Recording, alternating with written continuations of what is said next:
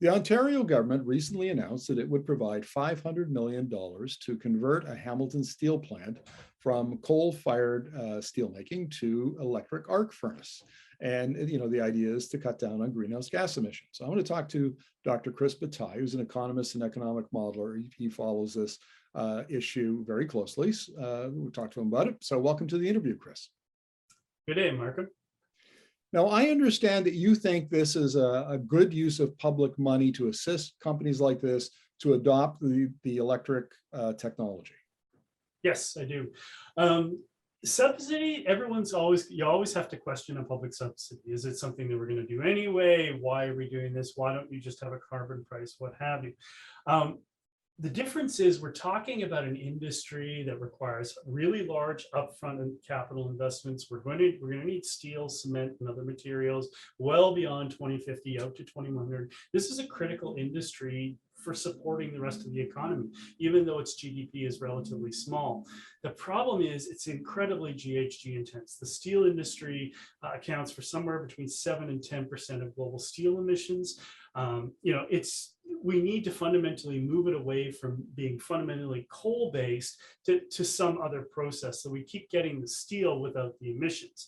Now there's an existing technological way to do that, but it has some upfront consequences. And that's moving from blast furnace, basic oxygen furnace, coal-based steel making to hydrogen direct reduction steelmaking combined with electric arc furnace.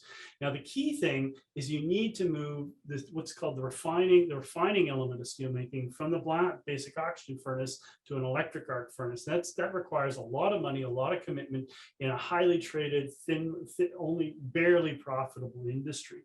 So if we give this money to the steel industry to keep the industry in Canada, move the alloying, the refining from basic oxygen furnaces to the electric arc furnaces, they can do a whole lot more recycling. It creates more demand for recyclable iron and scrap and what have you, which is a whole lot cleaner than the other way. But it also sets up this longer run transformation of the steel industry to using what's called green primary iron in the electric arc furnaces to meet all our steel needs. So it's about triggering a very deep reduction in the long run in the steel industry and keeping that industry in Canada. Now, I followed you on Twitter. You discuss this issue quite often on your Twitter feed, and the other things I've read that we've always assumed that steel would be one of those industries that's very, very difficult to decarbonize, and yet we're seeing some moves like this one in Ontario, where in fact the issue is not how hard it is; it's just who's going to pay for it. Right. And governments now, because of the impetus to reduce emissions and hit their climate targets, are coming to the table and maybe overcoming some of those barriers. So I guess my question is, are we seeing the decarbonization of the global steel industry much quicker than we had expected? Yes. Steel is moving way faster than anyone expected. 5 years ago, it and cement and chemicals and a few other things were thought to be the last things to decarbonize.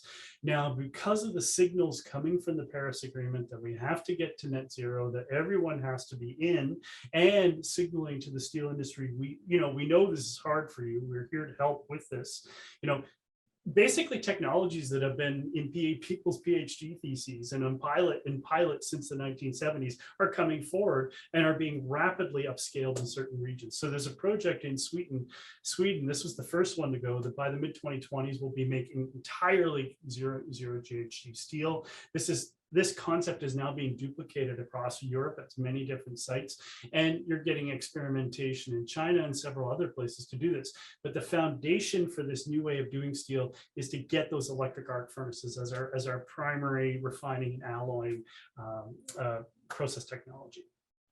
Now, I would assume that an electric arc furnace uses a lot of electricity. So that means there's going to be, you and I've interviewed you about this before, and you see that out to 2050, countries like Canada could need 2 or 3 times as much electricity as they currently produce. Getting clean, abundant, affordable electricity is not easy to scale it up like that.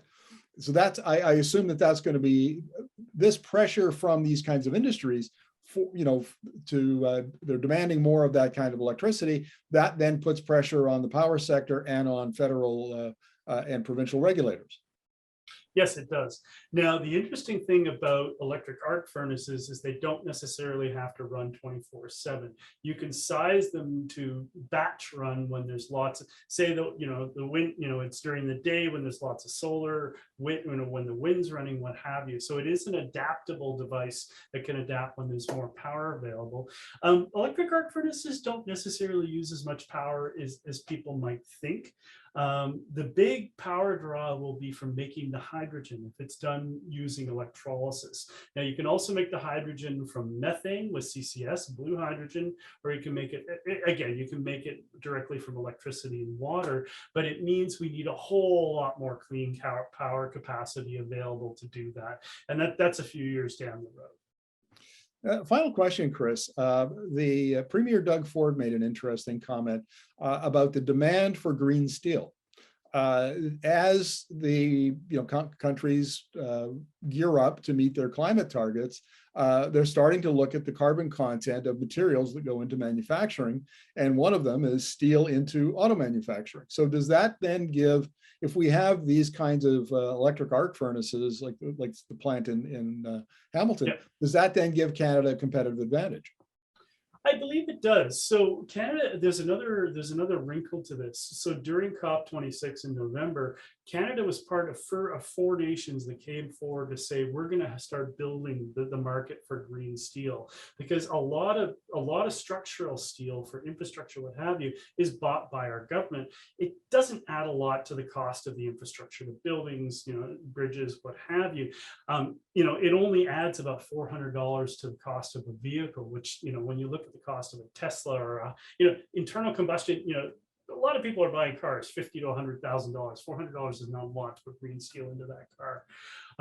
But if governments can engage their procurement capacity to build that market for greener steel, it builds economies for scale for the new technologies, which means the costs come down and it becomes competitive and even cheaper with the older coal-based steel.